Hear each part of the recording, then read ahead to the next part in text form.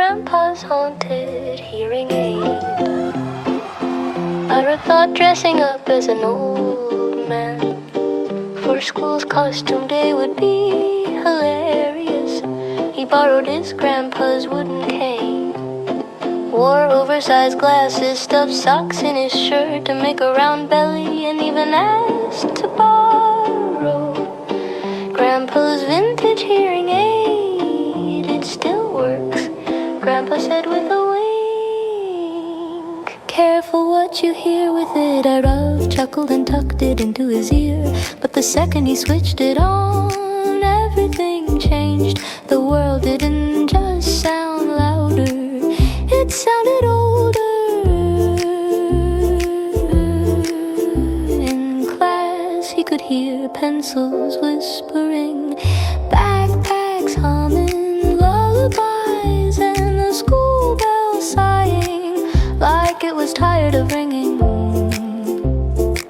But the real surprise came after school, when he sat alone in the library, and suddenly a voice whispered in his ear, knock, knock. Arav jumped. Who's there? He said instinctively, a long pause, then I forgot the punchline. Arav blinked. The voice was faint, scratchy, like it had traveled across time. Then came another voice, softer, older, singing a lullaby in a language he didn't know.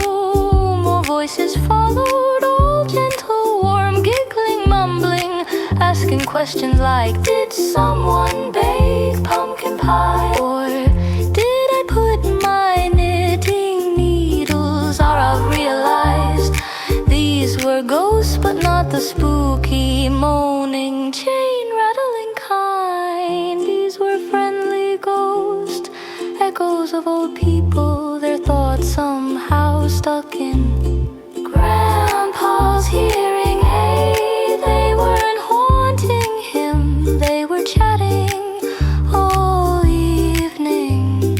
Arav listened. One ghost hummed a lullaby so sweet it made his cat purr. Another gave directions for the best pickle sandwich recipe in all of 1924. One even tried to remember a riddle about ducks that never made sense. But then, late at night, a new presence arrived. Silent, no jokes, no songs, just breathing. It was like someone was there waiting. Arav asked, hello?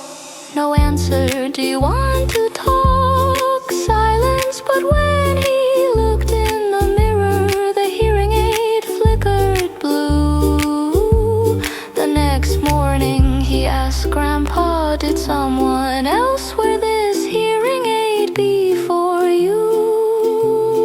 Grandpa's eyes twinkled. Yes, my grandma, your great-great Nani. She was the funniest person I ever knew. Arav nodded. That night he turned the hearing aid on again. Nanny, he whispered. The blue flickered. Then a small, joyful laugh.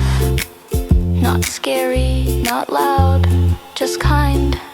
From then on, Arav began listening more, not just to the ghosts, but to people.